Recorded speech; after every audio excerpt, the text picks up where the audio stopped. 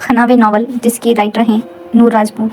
आज इस नॉवल की पहली एपिसोड है, तो चलिए शुरू करते हैं। किसका ख्याल कौन सी मंजिल नज़र में है, सदियां गुजर गईं ज़माना सफ़र में है, चेहरे पर बरहमी है तबस्सुम नज़र में है, अब क्या कमी तबाही कल वो जिगर में है, तस्लीम हुस्न दोस्त मासूमिया मगर शामिल कोई फितना शामो सहर में है, या रब वफ़ाए उज़्र मोहब्बत की खैर हो, नाज़ुक सा एतराफ़ आज भी उस नज़र में है, समझे थे दूर तुझसे निकल जाएंगे कहीं, देखा तो हर मुकाम तेरी राह गुज़र में है, करे गरेज़ां शहर से पूछे कोई जिगर, सब कुछ तो है मगर ये कमी क्यों असर में है। पूरे कमरे में सिगरेट का धुआं फैला था। वो अंधेरा किए आरामदेह कुर्सी पर बैठा किसी गहरी सोच में डूबा था। जहन दिलो दिमाग पर आज भी एक नाम छाया था। वो वक्फे से सिगरेट की कश लगाकर धुआं फिजा में उछाल रहा था। अचानक दरवाजे पर दस्तक हुई। आ जाओ, गंभीर आवाज में कहा गया। छोटे मलिक खान ने अंदर आकर हाथ अदब से बांधकर उसे मुखातिब किया। बोलो, वो खोए खोए से लहजे में बोला था। वो लौट आई है छोटे मलिक, खान ने सर झुकाए कहा। कौन? वो बेनियाजी से पूछ रहा था। खान उसका खास मुलाजिम था जिसे उसके कमरे में किसी भी वक्त आने की इजाजत थी। वही छोटे मलिक जिसका नाम शुमार जुबान पर लाने से आपने मना किया है, खान ने बताया। जुलती कुर्सी एकदम थमी। वो हैरत से खान को देख रहा था जो अंधेरे में उसे खड़ा तो नजर आ रहा था, लेकिन उसके तासरात वो नहीं देख सकता था। वो कहर बनकर लौटी है छोटे मलिक, कहर। सिगरेट ने उसकी उंगली को जलाया तो वो चौंका। जाओ तुम, सादा से लहजे में कहा गया। खान वापस चला गया। वो सिगरेट स्टैंड में फेंक चुका था। आरामदेह कुर्सी एक बार फिर से झूलने लगी। अब वो उसकी फोन कॉल का इंतजार कर रहा था। उसे पूरा यकीन था कि वो उसे फोन जरूर करेगी। उसका यकीन दुरुस्त था। 1 घंटा बाद उसके मोबाइल पर बेल हुई। सामने मेज पर रखा मोबाइल उसने उठाया और बिना नंबर देखे कॉल रिसीव करके उसे कान से लगाया। चेहरे पर दिल फरेब सी मुस्कुराहट हो गई। कैसी हो जान? मोहब्बत भरे लहजे में उसने पूछा। दूसरी तरफ गहरी खामोशी छाई थी। पिछले 5.5 सालों से मैंने न एक बार भी नंबर नहीं बदला, एक पल के लिए भी नंबर बंद नहीं होने दिया। मुझे यकीन था तुम मुझे फोन जरूर करोगी। मैंने हर एक पल दुआ की कि तुम जिंदा रहो। जब तक मैं चाहूँ तब तक मैंने दुआ की थी कि तुम्हें कुछ ना हो। मिस्टर मलिक, नफरत से भरी आवाज उभरी, मगर उसे आज भी उसकी आवाज में वही सहम महसूस हुआ था। एक सुकून सा अंदर तक उतर गया था। तुम्हारी नफरत मेरे इश्क से जीत नहीं सकती। मैं बस इंतजार कर रहा था। मैं जानता था तुम लौट आओगी। मैं बहुत खुश हूँ। मेरा नाम मत लेना अपनी जुबान से, कोशिश भी मत करना। वो दहाड़ी। हा, दिल पर छुपा है, कैसे मिटाओगी? वो उसकी बात से महसूस हुआ था। कुछ देर तक खामोशी छाई रही और फिर कॉल ड्रॉप कर दी गई। वो मुस्कुरा कर फोन को देख रहा था और फिर इस नाम को जो स्क्रीन पर चमक रहा था। शाम की सुर्खी ने गांव को मजीद खूबसूरत बनाया तो परिंदों ने अपने अपने घर का रुख किया। गाड़ी गांव की तरफ जाने वाले रास्ते पर तेज रफ्तार से भाग रही थी। काटन की कफ लगे सूट में अंदर बैठा शख्स इस तरह की कैफियत में मोबाइल पर उंगलियां चला रहा था। उसके चेहरे पर परेशानी फैली थी। अचानक गाड़ी एक झटके से रुकी। क्या हुआ शेरदिल? उसने पूछा। साहिब, वो शेरदिल ने कुछ कहना चाहा, तभी उसकी नजर सामने खड़ी गाड़ी पर पड़ी। वो उस गाड़ी को पहचान गया था और फिर एक झटके से नीचे उतरा। सामने वाली गाड़ी में से वो उतरी। खानम बेगम अपने पुरवकार सरापे के साथ, सर पर दुपट्टा जमाए और कानों पर बिखरी शाल, वो कदम कदम चलती उसकी तरफ बढ़ रही थी। गाड़ियों के चलने की वजह से उड़ने वाली धूल अब काफी हद तक कम हो चुकी थी। खानम बेगम की चाल में गुरूर था, फतह थी। कैसा लग रहा है हार कर राना खयाम साहब? वो भी वजीर आला सिंध के ओहदे से। वो उसके करीब आकर पूछ रही थी। लहजे में तंज था। खयाम राना की नजरें झुकी थी। वो बरसों बाद भी वैसी की वैसी ही थी। वही नहुवत, वही गुरूर, वही वकार। जुल्म के सर पर जीतने वाले को फतह नहीं कहा जाता खानम बेगम, खयाम राना ने जवाब दिया। और जो बीच राह में छोड़ जाए उन्हें क्या कहा जाता है? जालिम, बेवफा या फिर बदजात? खानम बेगम ने इंतहाई गुस्से से कहा। अलबत्ता लहजे में कहीं अजियत बोली थी। बस। वो दाहिना हाथ उठाकर दहाड़ा था। खयाम राना की दहाड़ गांव के कच्चे पक्के रास्तों पर गूंज कर रह गई थी। झुकी गर्दन एकदम उठी थी, आंखों में सुर्खी फैली थी। अब जा सकती हैं, खयाम राना ने कहा और ड्राइवर को इशारा किया। ड्राइवर ने गाड़ी पक्की सड़क से कच्चे रास्ते पर उतार ली। सड़क छोटी थी, एक वक्त में एक ही गाड़ी गुजर सकती थी और खयाम राना ने पहले उसे गुजरने के लिए रास्ता दे दिया था। ये मेन रोड था। उसके आगे 2 रास्ते निकलते थे, एक मलकों के गांव की तरफ तो दूसरा राजपूतों के गांव की तरफ। दोनों खानदानों का तल्लुक सियासत से था। दोनों में बरसों से दुश्मनी चली आ रही थी। वजह जाने क्या थी, मगर अब ये दुश्मनी उनकी दूसरी पीढ़ी से गुजरकर तीसरी में मुंतकिल होने जा रही थी। कहीं किसी रोज यूं भी होता, हमारी हालत तुम्हारी होती, जो रात हमने गुजारी मर के वो रात तुमने गुजारी होती। खानम बेगम ने लहजे में फैली दर्द को समेटते हुए कहा और वापस पलट गई। खयाम राना का सर मजीद झुक गया। वो अपनी गाड़ी में बैठकर वहां से गुजर चुकी थी, जबकि खयाम राना का जहन खानम बेगम के कहे गए अल्फाज में अटक गया था। इसे हम समझने की कोशिश करें। हम अमन मलिक पर यूं हाथ नहीं डाल सकते जब तक हमारे पास कोई ठोस सबूत ना हो। कमिश्नर ने अपने सामने बैठे अपनी सबसे चहेते अफसर से कहा, पर सर उस पर कत्ल का मुकदमा है, मैं उसे किसी हाल में नहीं छोड़ सकता। वो शदीद गुस्से में था। राणा साहब मैं जानता हूँ, लेकिन एक वजीर आला के पोते पर हाथ डालना, उसको गिरफ्तार करना इतना आसान नहीं है। कमिश्नर ने अब की बारों से प्यार से समझाया, सर इसकी जराइम में दिन ब दिन बढ़ा है ये मुझे बर्दाश्त नहीं होगा। जानता हूँ, लेकिन हम कानून को अपने हाथ में नहीं ले सकते। जो लोग आज इसके खिलाफ रिपोर्ट दर्ज करवा के गए हैं और गवाही देने को तैयार हैं, उसकी एक नज़र पर सब कुछ उलट जाएगा और हमें जिल्लत उठानी पड़ेगी। कमिश्नर ने उसे समझाया, सर कानून को तो इसने अपने हाथ में लिया हुआ है। मैं पहले बता रहा हूँ, इस शख्स का किसी दिन एनकाउंटर हो जाएगा मेरे हाथों। एसपी खिजर हयात राणा ने इंतहाई गुस्से से कहा और कमिश्नर उसकी बात सुनकर मुस्कुरा दिया। अच्छा करते हैं कुछ, तुम अपना गुस्सा ठंडा करो। कमिश्नर ने उसे पुरस्कून करने की कोशिश की। मजीद बातें करने के आधे घंटे बाद वो कमिश्नर के ऑफिस से बाहर आया था। सुना है आज राणा हाउस में मातम की सफ बिछी है।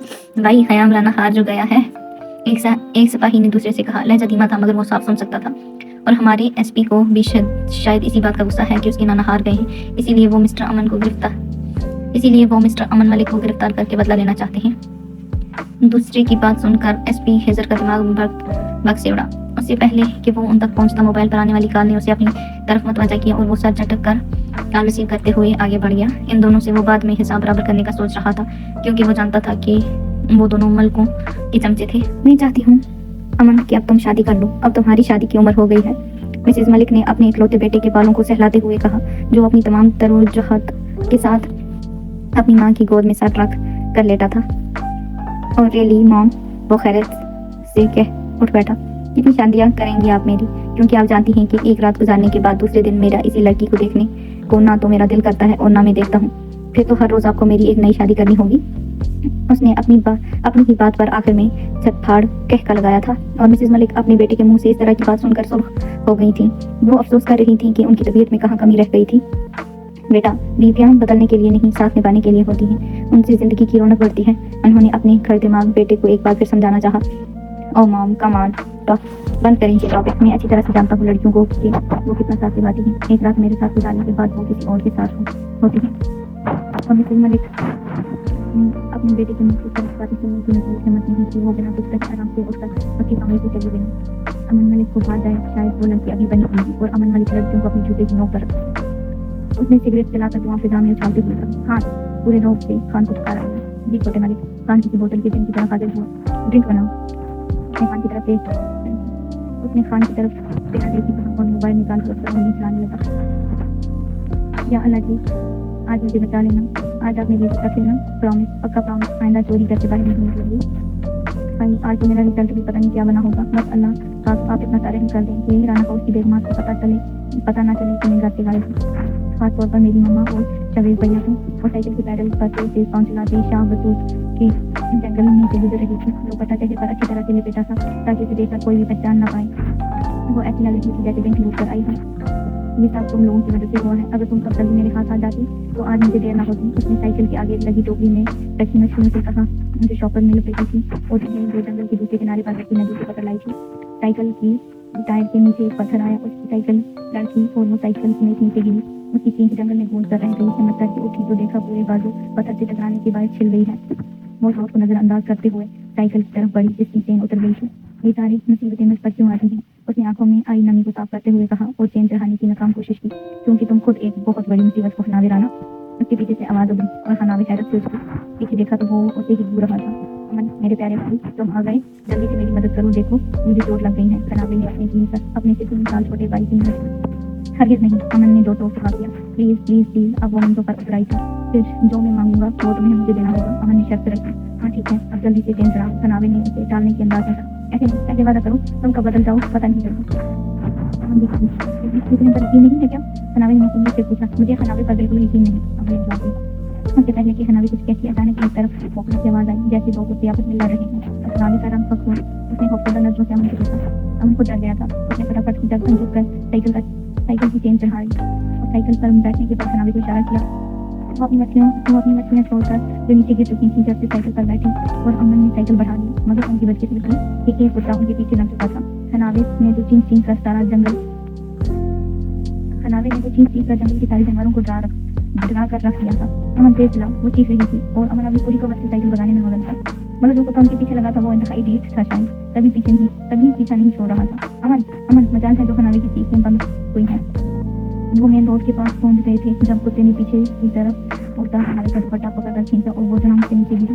उससे पहले कि कुत्ता उसका हमला करता, एक फायर की आवाज़ गूंजी और कुत्ता डर के पीछे हुआ। अमन ने खवास खासा होकर साइकिल रोकी और पीछे मुड़कर देखा। खनावे बेचारी एक बार फिर नीचे जमीन को अपना दीदार करवा रही थी। दूसरे फायर पर कुत्ता घुराता हुआ वापस आ गया। अमन ने फायर करने वाले की तरफ देखा। वो फिर था उनकी कुकू का बेटा जो पुलिस ने पाँव में सड़क पर हाथ में पिस्टल लिए खड़ा था। खनावे अमन तेज पुकारता हुआ उसकी तरफ बढ़ा। हिजर भैया जल्दी आए। अमन ने हिजर को पुकारा और वो दोबारा खनावे की तरफ मुतवज्जह हुआ। हिजर ने एक नजर नीचे गिरी खनावे को देखा और फिर उसकी से दरवाजा नागवारी हुई। राना हाउस की वो वाहिद लड़की थी जिससे उसे बहुत चिढ़ होती थी। वजह उसकी हरकतें थी। हिजर भैया आए ना, देखें आप ही से उठा नहीं जा रहा। अमन ने एक बार फिर उसे पुकारा। नीचे गिरने के बाद खनावे के सर पर चोट लगी थी। वो उठने की नाकाम कोशिश कर रही थी। हिजर ने एक गहरी सांस ली और फिर उसकी तरफ बढ़ा। ये मुसीबत भी अभी गले पड़नी थी। वो गड़बड़ा रहा था। खनावे को सहारा देने के बाद वो उसे जीत तक लाया था। बैठ जाओ। हिजर ने मुश्किल अपना गुस्सा जब्त करते हुए कहा और खनावे शरीफों की तरह गाड़ी में बैठ गई थी। वैसे भी उसकी हिजर से पुरानी दुश्मनी थी और उस वक्त वो उसके रहम करम पर थी, इसलिए कोई पंगा नहीं चाहती थी। मलकों की हवेली को दुल्हन की तरह सजाया गया था। बहराम मलिक ने अपनी जीतने की खुशी में एक बहुत बड़ी दावत का इस्तेमाल किया था। मेहमानों की आमद जोर व शोर से जारी थी। हवेली के सारे मर्द मेहमानों के साथ मसरूफ थे। एक वो था जो बेजात था बैठा था। उसे हवेली में मुनक़्क़द की गई कोई तकलीफ पसंद नहीं आती थी। वो तो हैदराबाद कम ही आता था। अक्सर ज़्यादातर वक्त इस्लामाबाद में गुजरता था। तुम यहाँ बैठे हो और दादा अबू तुम्हारा बाहर इंतजार कर रहे हैं। अरहम मलिक ने उसे ड्राइंग रूम में बैठे देखा तो कहा। अरहम मलिक और अमन मलिक दोनों कजिन्स थे। मुझे यहाँ की रौनक बिल्कुल मुतासर नहीं करती, अमन ने जवाब दिया। क्यों, यहाँ किस चीज़ की कमी है? अरहम ने पूछा। दुनिया की सबसे खूबसूरत चीज़ थी, अमन ने एक आंख दबा कर कहा। उसका इशारा लेकिन इस तरफ था। बाहर जाकर देखो, सारा हुजूम जैसे हवेली में जमा हो गया है। अरहम ने उसे खबर दी। क्या वाकई? दादा अबू सबकी लड़कियों को अपनी तरफ पर बुलाने लगे। अमन को हैरत हुई। लड़कियों को नहीं, उनके वालिदैन को बुलाया जाता है। वो वालिदैन जानते हैं कि मलिक खानदान में जवान लड़कियां होती हैं, इसलिए वो अपनी बेटियों को साथ लाते हैं ताकि खुशकिस्मती कोई भी लड़की हमें पसंद आ जाए। और हमने बात अधूरी छोड़ दी, जिस पर दोनों का कहका उठा। बेवकूफ लोग, अमन ने बेसेब कहा। अमन ने ज़ेरे लब कहा। अच्छा अब तुम जल्दी।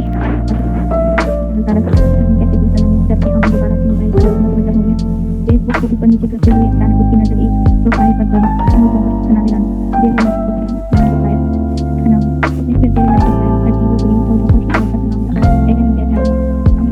पर लगी तस्वीर देखी। वो भी बहुत अजीब थी, कुछ पुरअसरार सी। वो मंजर किसी जंगल का था। दोनों में लिपटी शाबलोत के ऊंचे दरख्त उस मंजर को पुरअसरार बना रहे थे। एक लड़की शाल लिपेटे कैमरे की दूसरी तरफ रुख करके खड़ी थी। वो अभी इस तस्वीर पर गौर कर ही रहा था जब उसके दोस्तों की आवाज़ उठी।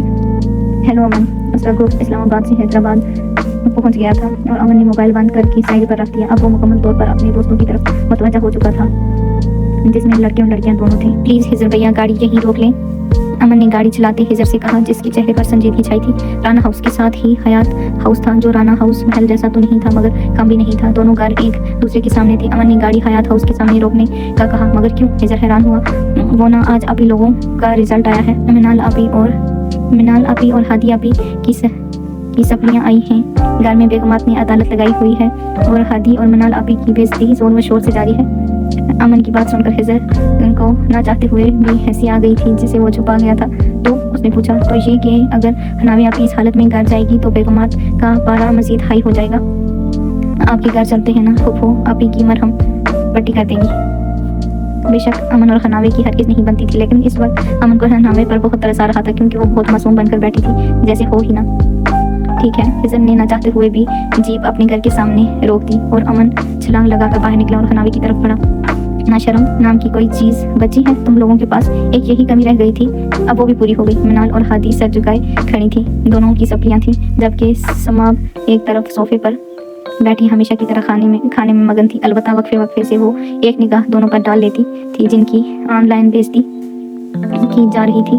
शहनाज ताई की तोपों का रुख अपनी सबसे छोटी बेटी हादी की तरफ था, जो इंतहा की निकम्मी निकली थी। सारी बहन भाई इतने लायक फायक, अल्लाह जाने तुम किस पर चली गई हो।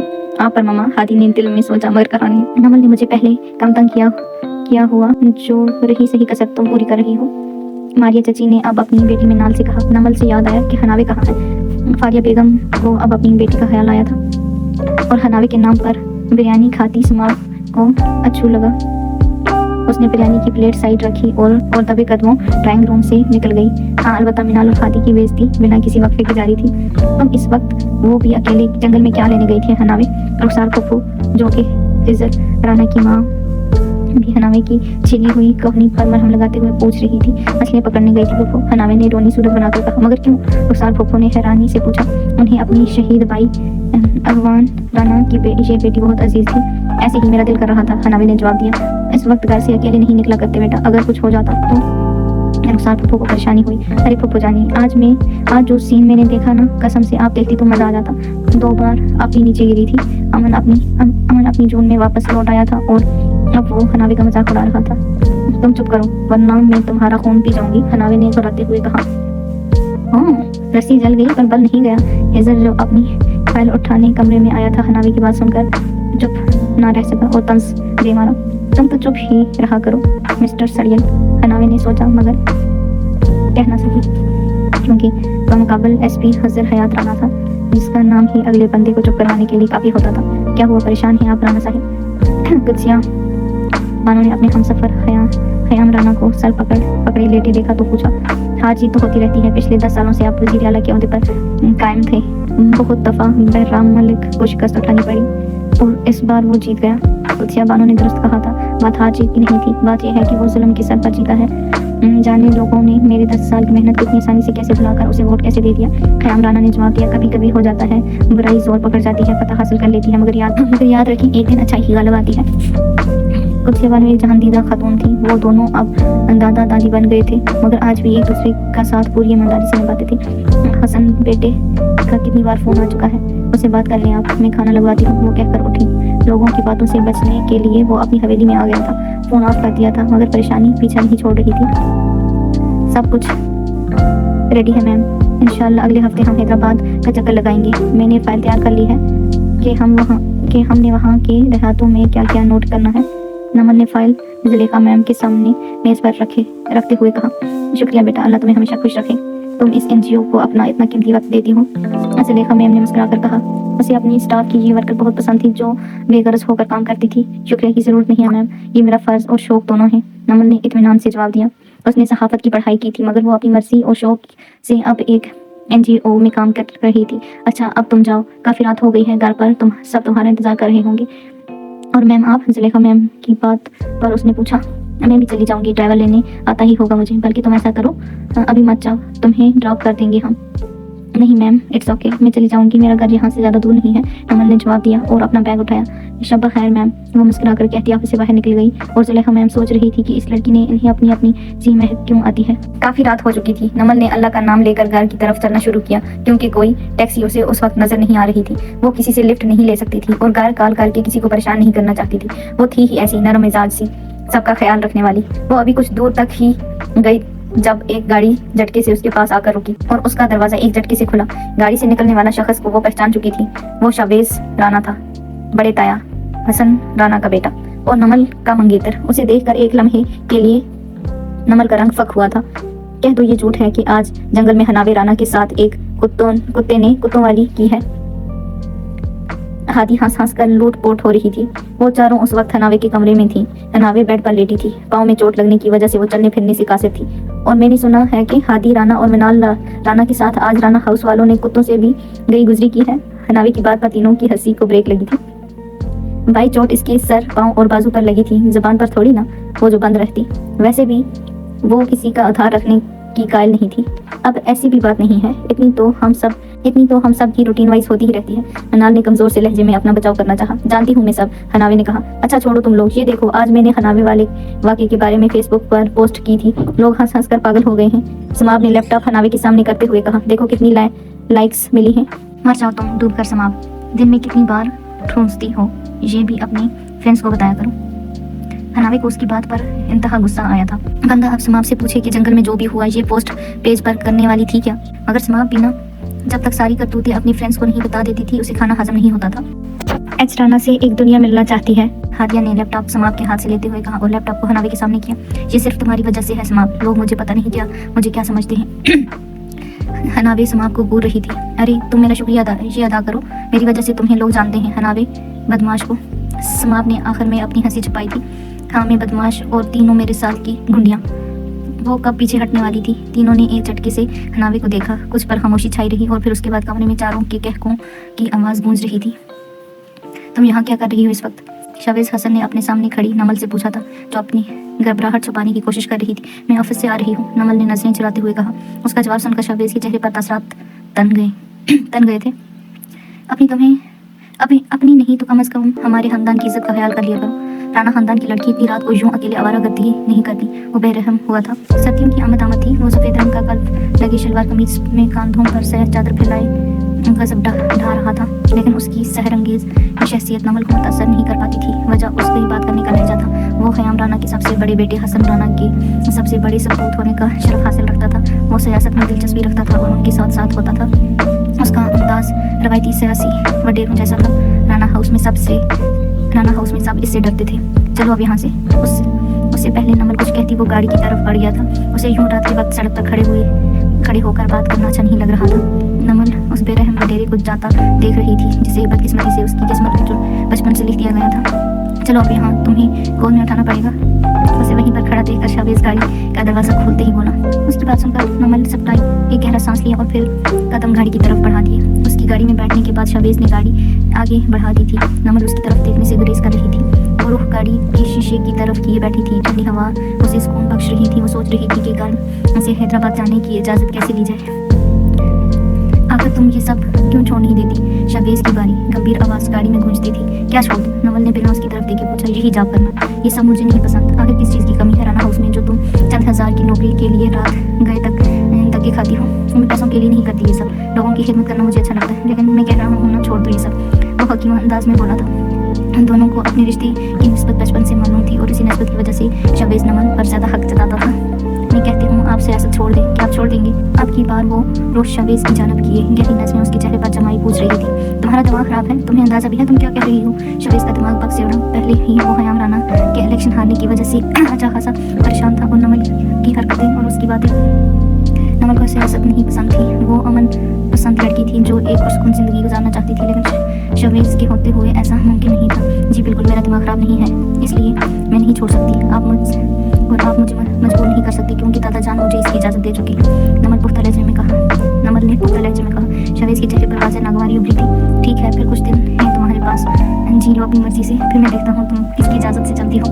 वो एक लफ्ज़ जवाब को भी बोला था। उससे पहले नमल कुछ कहती गाड़ी एक झटके से रुकी थी। वो लोग राणा हाउस के सामने थे। कुछ ही पलों में गेट खुला था और गाड़ी घर के अंदर दाखिल हो गई थी। नमल ने खामोश रहने में अफियत जानी थी। वो जानती थी अगर शावेज अपनी जिद पर आ जाता तो यकीनन अगली सुबह उसके जुमले हकूक अपने नाम लिखवा कर घर में कैद कर देता, और वो फिल वक्त ऐसा कुछ नहीं चाहती थी। चलिए आज के लिए इतना ही, मिलते हैं अब अगले एपिसोड में। तब तक अल्लाह हाफिज़।